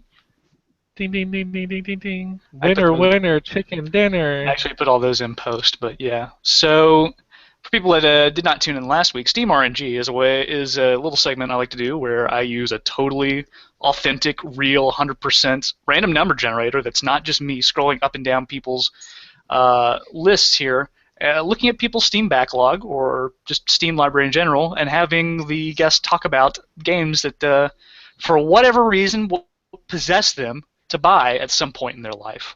Maybe it was a Humble Bundle. Maybe it was a full-price release. Is it fair to just say Humble Bundle? Huh? A lot of mine are Humble Bundle. Yeah, exactly. It would be like the most boring description. Yeah. You've got some stuff on here. You can always say it was part of a Humble Bundle that you got because the Humble Bundle had this specific game or games in it. And this happened to be there. But when it lands on Arkham Knight for Miguel, it's like, oh yeah, I got this in a Humble Bundle when this brand new AAA game was totally getting that. So sometimes there are stories behind things, and sometimes you get DLC packs for whatever reason. When are you going to do that video, by the way? For what? Huh? I'm talking to Trey. He's still got to review the Courier's pack. I'm sorry. The fact that you want me to do that at all seems silly to me. At some point, I might decide to do that if I feel like playing Fallout New Vegas. Just to placate me, at the very least. And if you can make it entertaining, that would be great too. It would drive up subscriber numbers and bring me all that sweet YouTube money. That A would be wonderful. silent silencio. Okay, so Random number generator it up. we're gonna start with Miguel since he's It's our gonna be a special really guest here. shitty JRPG. Yeah, probably. What? I mean, your Steam. I'm looking at your Steam library now. Do you want to No, say how many games are in I'm your talking Steam about library? RNG. Huh? RNG, the really shitty JRPG thing that they rely on. Anyways, we're spinning right now. Hmm. Tell me when you want to hit the lever. So, when you say hit the lever, are you saying that there is some sort of button that you're hitting that's called lever? It's kind of a Or, joke more for the Silent Hill machine, but pachinko machine. But well, can I Oh, instead just say stop. stop? okay, stop. Pillars of Eternity. Oh, PoE. Okay. So, Pillars of Eternity, what is a Obsidian game? Obsidian being this developer that made a lot of very fondly remembered computer RPGs from like the 90s, I guess. Yeah, like you have your Neverwinter. Oh my God, what? Neverwinter Nights, Baldur's Gate 2, just a whole bunch of that kind of isometric RPG system that is heavily inspired or influenced by the D&D rule set, the Right. D20 rule set. I think they did Alpha Protocol as well, right? Who knows? I don't Um, know. okay. Can I But keep talking? yes, you can keep Okay. going. Sorry. So, Pillars of Eternity is a game that is a CRPG that came out last year that just recently had its new update, the first DLC pack come out that basically follows along the history of the series. It has the models of the characters are pretty shitty, to be fair, but the environments are amazing. Like the environments that you play through are amazing. My only criticism for the game would be that it kind of feels like the main character is the most boring character. Isn't that your character? Or isn't it like a player created avatar? Yeah, which makes sense. Like all the other characters that you run into have such a breadth of like story. They all have their individual plot lines. They all kind of have reasons to be where they are. They're not just kind of thrown at you all the time. And even and another good thing about the game is it's not black and white. The morality, it doesn't have a morality system per se, but the choices that you have to make as a player character are very hard to pin down as far as if it's a good thing or a bad thing. Like you might save this person, but this person might go kill people 3 days later or something. Gotcha. So it's a very good game. Are we thumbs Have upping? you? Let's see. Yeah. Well, I mean, you can. Okay. You like it so far. Yeah. When did you pick it up? Uh, I don't remember. Earlier this year. I think you want to say. Was it really this? I thought it was. Well, Didn't it come maybe it out was. last year? I didn't pick it up when it released. I picked it up at some point. And it was also. It was one of the games that was done through Kickstarter. It's probably one of the higher profile games that was made with Yeah. Kickstarter money. Never mind Mighty Number Nine. That game's never going to come out. Not It's not even a thing. out. Even though I've backed it. So, um, let's see. Have you beaten the game? No. Okay. So, if anyone knows me, if anyone knows me even a little bit, if there is a character creator in a game, I will spend more time creating characters and getting through the first 3 hours of a game before deleting that character and making a new character. I have played like 20 to 30 hours of that game, but only am like 4 hours into it because I just keep remaking characters. Yeah, I mean, that sounds like a problem to. I have like 90 hours in Skyrim, Mm-hmm. but still am at like the very beginning of it. God, Fallout's gonna be terrible for you. Yeah, I hate it. And I You're wasn't gonna gonna be be like, mad. no, I want to customize the wife instead. I was thrilled when they said that you can make a female character. Okay, but you have to have a wife. So No, you don't. theoretically, in that game, No, you it have to be. switches it, doesn't it? Huh? Yeah, it does. You have to have a wife or you have to have a husband. So theoretically, either character you make has to be straight, right? Or maybe It doesn't it's matter. maybe it's a marriage of convenience. I'm upset that Cullen isn't bisexual. Okay. He's a So big slice of man meat in that game, Dragon Age. are you willing to divulge how many hours you have put into that game? Into what game? Into Pillars. Pillars. I already Yeah. said like 20 to 30 hours. I spent more time making characters than I did play it. I'm looking at it right now, and your Steam library says between 10 and 20. 10 and 20. Okay, there So you go. Okay. Do you want me to give you the exact number? 19. Nah. Is it 11? It's 13.9. Okay, yeah. So I spend more time remaking characters than I did play that game, but The game has because I try to play an older Obsidian game, Mm-hmm. or even what's that game that we played together for a bit? Divinity. Divinity. What this game has is it's a lot easier on newer players because it lets you pause the game mid combat Mm-hmm. and still have access to all of your options. Which is like it's Baldur's Gate essentially.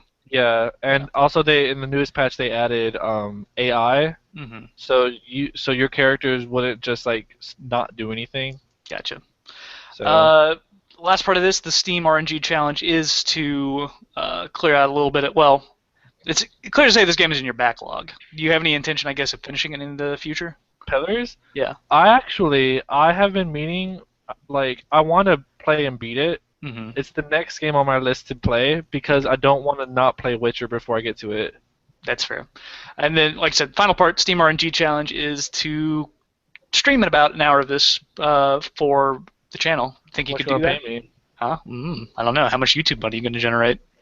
It's got to be, it's got to be a really good, insightful piece of commentary with lots of humor, drama. I'll just Make it a pick little my nose sexy, on the I way guess. through. Yeah, there you go. But yeah, you should do that. I think it'd be cool. And I mean, I'd like to play that too once I get some free time myself. But that's not in my Steam library. Yeah, Tend to share it, though. I'll play an hour or so. Okay, Kevin, you should get it on GOG anyways. Gaga. Yeah, I should go ahead and support them, right? Okay. I have Witcher on GOG. I The just launcher, GOG Galaxy, it means well, Mhm. but it's still shit. Okay. Well, yeah, it's still in the beta stage. I agree with you entirely. It's not there yet. I've been using it as well.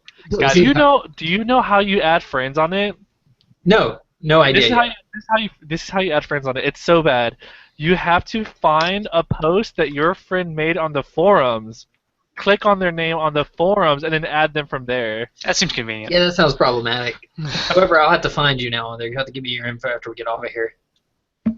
Well, that's it for me. Oh my gosh, we're racking up more viewers as we go. Now to a total of 4. Now we got to extend the show. No, well, actually I can't with but we'll get to that a little bit later. Trey. Yes. So we're rolling right now for random games that you have in your library. Hopefully we'll get some more DLC for you. Stop. Well, funny that you should say right here. Deus Ex Human Revolution. You actually have both the regular and the director's cut. Yes, because I had the regular version. I had the regular version, and then I realized that they had basically made it where you had to go in a lethal option with the first boss, just because your loadout wasn't as a stealth options wasn't going to work on him, and I couldn't find a good and they ended up adding in the director's cut where you could hack into some turrets or something. I can't remember exactly. Mm-hmm. And then doing that, you could actually do a lot more. They've actually, because one of the famous things for this game is that they said they outsourced all the boss fights to another company to make and design.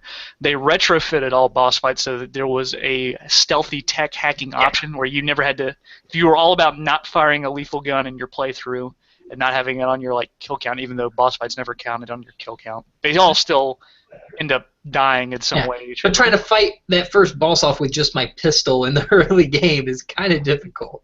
Yeah, that sounds so dumb. It was the largest critique for that boss game. Fights are a pretty big deal when it comes to a game. Mm-hmm. For the head developer to not design it seems like an epic faux pas. And I'm happy that it fucked up and that they went back and fixed it and that they're learning for it for the next game. But anyways, we should probably sum up. What is Deus Ex Human Revolution? Well, it is the sequel to the critically acclaimed Deus Ex and the not so critically acclaimed Deus Ex, was it? Invisible War. Invisible War, yes, thank you.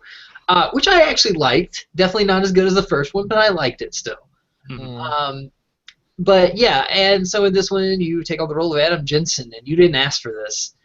And it's really just a matter of some terrorist people attacking your place of work where you're security for this tech company that does bionic stuff.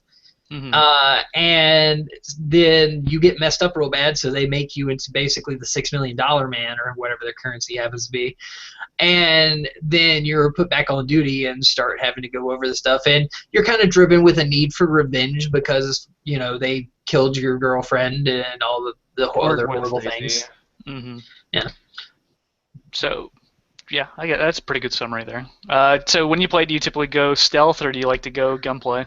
I'm a stealth man. I highly enjoy that, especially getting the getting that perfect shot with a trank gun to drop a guy while someone else is walking past them and just at the right moment so they don't see it happen is extraordinarily satisfying for me. The trank rifle in particular, because there's significant bullet drop with that gun.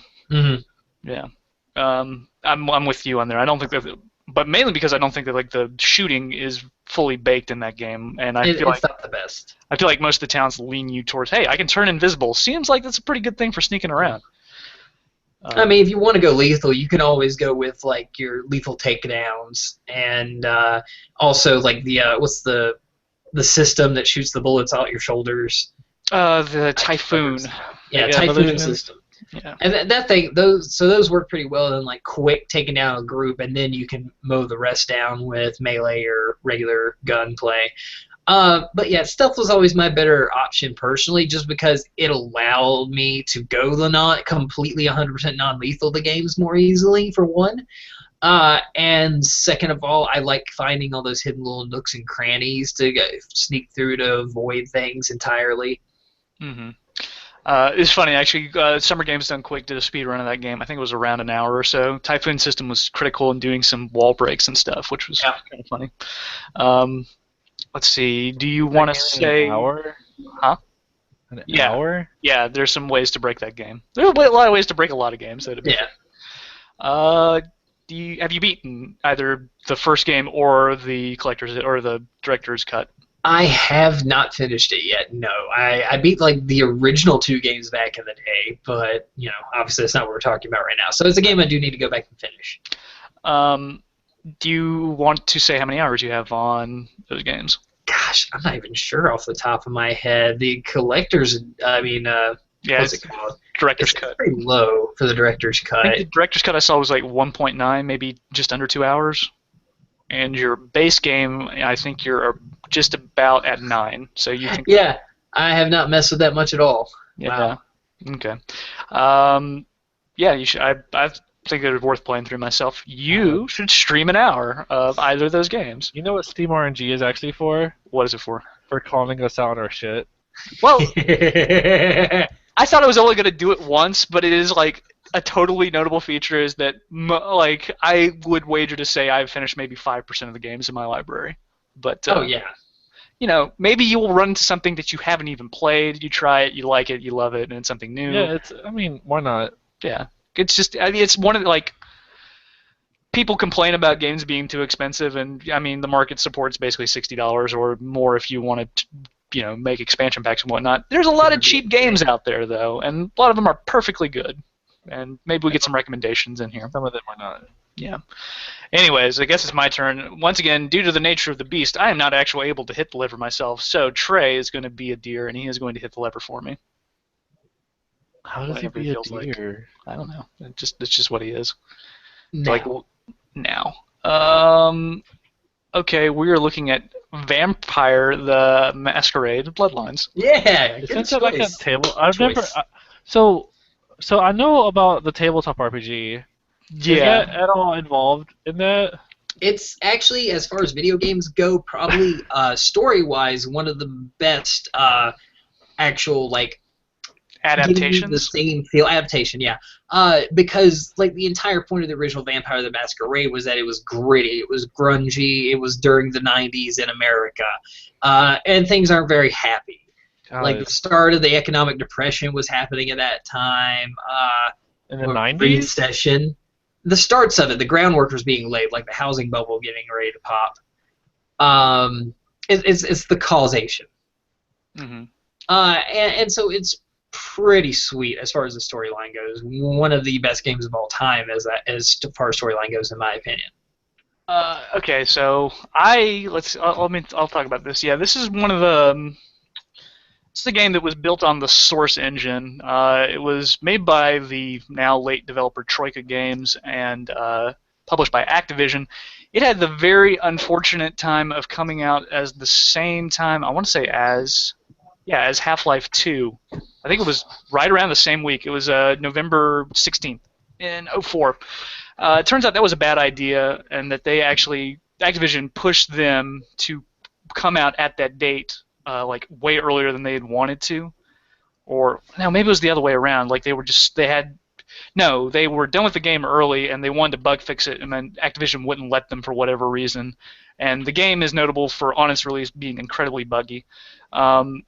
I'm trying to remember the story. Like, there's some mob stuff, I guess, in the beginning, and you end up becoming a vampire, and you're interacting with the vampire world that's right beneath the real society and Illuminati. Why not? I was beginning to wonder if there were any vampires in this at all. No, there are a lot of vampires. Yeah. You primarily interact with a city full of vampires, pretty much. Just turns out they only come out at night. Right. Let's see. You've got some player choice stuff here about how to build your vampire if you want to specialize in using guns or melee or vampire powers and whatnot. And I think you're trying to unravel some conspiracy stuff going on. You can tell I'm very familiar with this game. All right, it's a lot of internal politics, which any good Vampire the Masquerade game should be. Mm-hmm. And it starts off like you getting sired by this woman that you take home that night, or guy, depending on which you pick, because you can be male or female. Mm-hmm. And then whatever clan you choose is the clan they were from, and then they get killed because they get killed because they sired a child with an E, as they put it. Without the consent of the prince, who's like the head vampire in the area. And so with that happening, they're getting ready to execute you as well, but someone from this group called the Anarchs, who's basically a group that goes against the Camarilla, which would be a whole other thing to explain, speaks up and stops them from doing that, and then you kind of get taken under the wing of the prince for a little bit. And some of the other vampires that help you out. But you have to realize at the same time, yeah, they might be helping you out, but they're also manipulating you into doing things for them the entire time.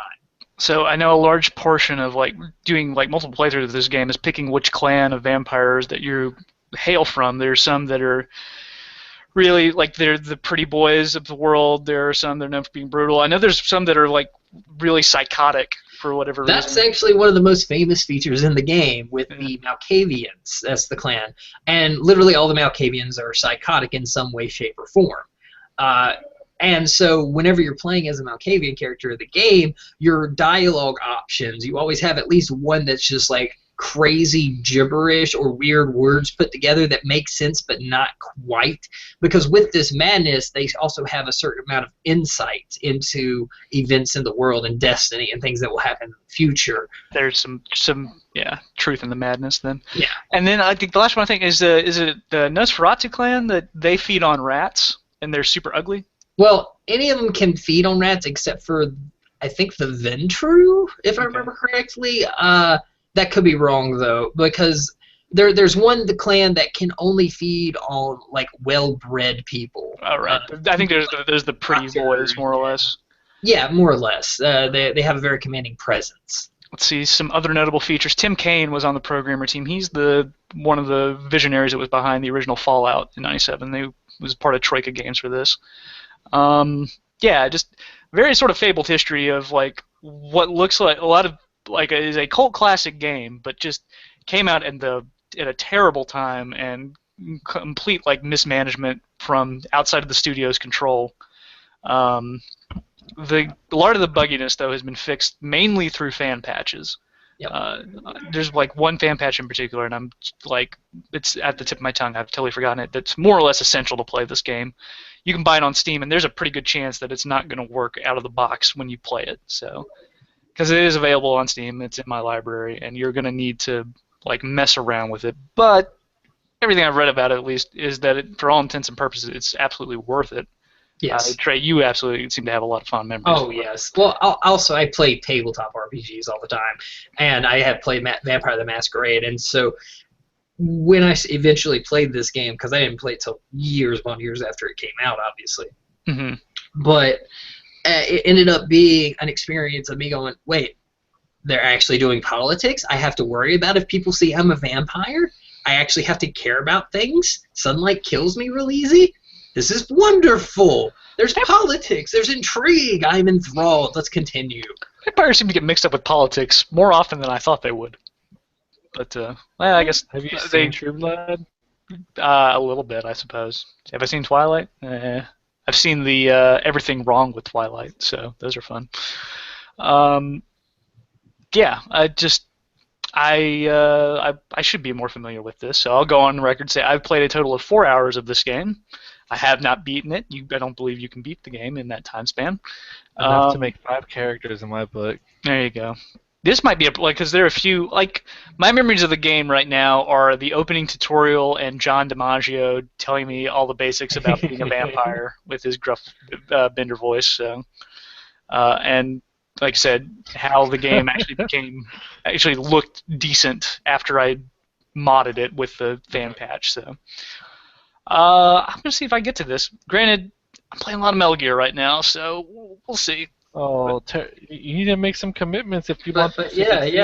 I mean, okay. Can you stream it for an hour, Kevin? I can stream it for an hour. I've got my XSplit set up and everything to have my little picture in the corner with the slot machine. Like I did it with the swapper last week. I'll get around and do some vampire, assuming that XSplit will cooperate with the game.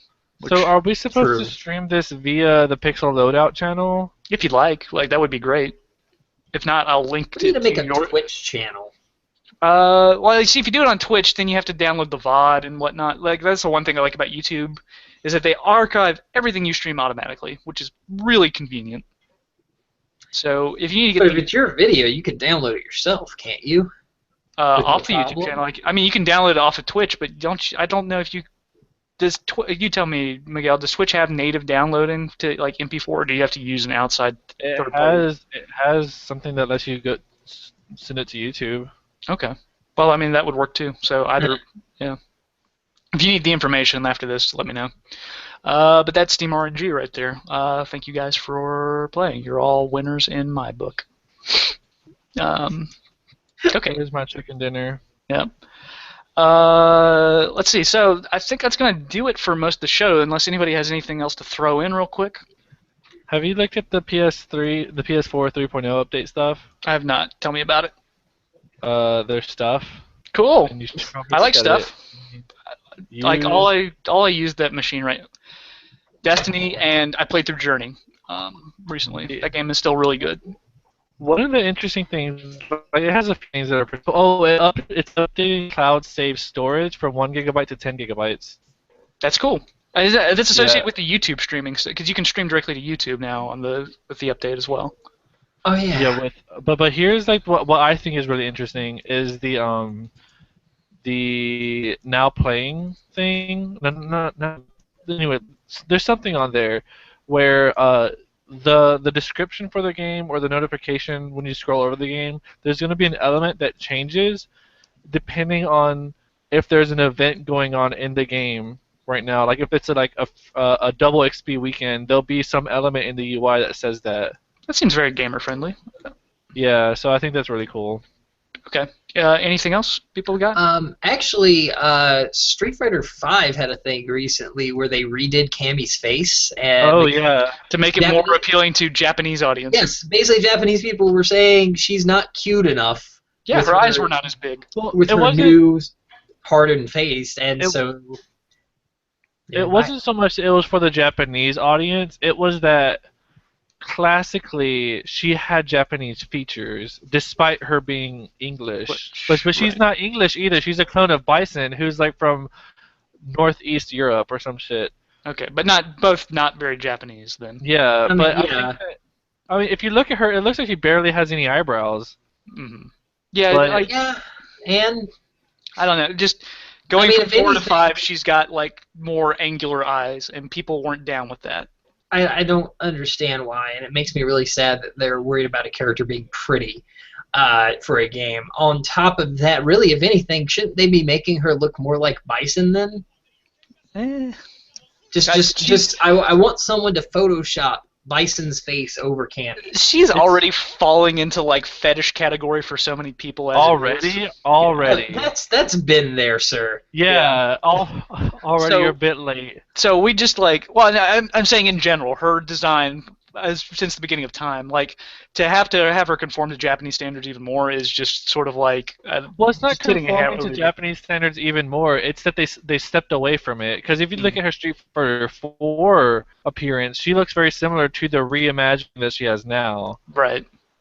Now it's before this reimagining when they made her into those angular features and stuff. That's what people were upset with, was basically Yeah. taking her character direction into, I guess, a more ethnic Appropriate. Ethnically accurate, correct. ethnically accurate. Yeah. But then again, the whole thing with about her, she's not actually from England. She is a clone. But I mean, Decatur is very similar to her, so. Yeah, but that's the thing, though. Again, if she's a clone of somebody, then she should look like that person, or at She's least also- someone she's a- stereotypically from the area that person was from. But she's a Rule Yeah. 63 version of the clone as well, so you swap the gender. Who even knows? Yeah, I mean, Who then you get cares? into, like- This conversation is irrelevant. Sexy Ryu is the only Ryu for me. oh, with the beard Oh. and the no shirt. Yeah. Are you kidding me? God, he looks so I good. have my lube out now and everything. Okay. Anyways, is there any other really important, pertinent news that we should No, address? that was the last thing that I had saw that I thought should be brought up at least. Okay. I had something, but I forgot it. As is my life. Alright. Mario Maker came out. You should pick it up and tell us about it, because none of us own a Wii U except for you. No, thank Okay. you. Well, Maybe that- Michael, would you do it? Would you buy that game and make a review for it? Yeah. Michael is really good at Mario Kart, so Oh God, no, he's actually really bad now. Apparently. okay.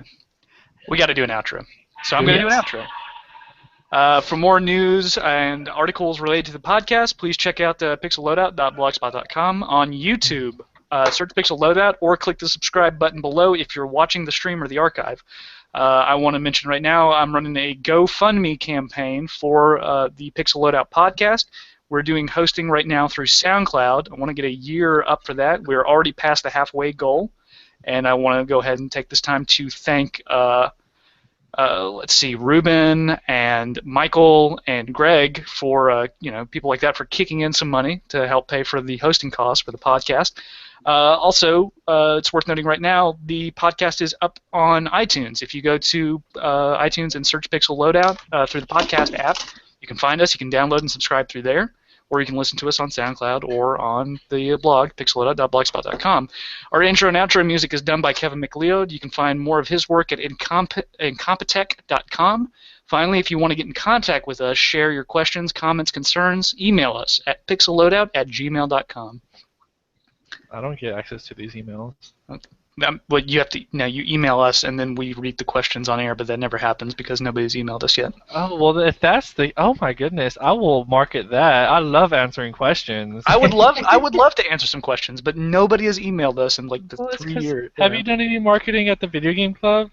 I haven't been able to go by it again this semester. I keep trying to like twist Trey's arm into doing it, but he's too busy.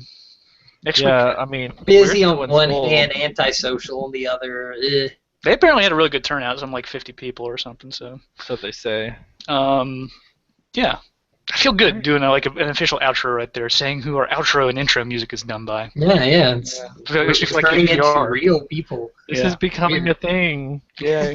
I'm gonna what- have to get all sexy and actually care about how I look on this thing, and actually get like lighting and a back thing, so that I'm not sitting next to my letterbox. I need to get a bigger back thing because it is not enough for this wide of a camera. I should put something back here, otherwise, like at some point, my girlfriend's gonna leave her underwear out, and that's not gonna be fun. It's Okay. okay. But anyways, for Pixel The stream Loadout, would want to know. for Pixel Loadout, I'm Kevin Harrison, I'm Trey Fuqua. And I'm Miguel Torres. and we will see you next time.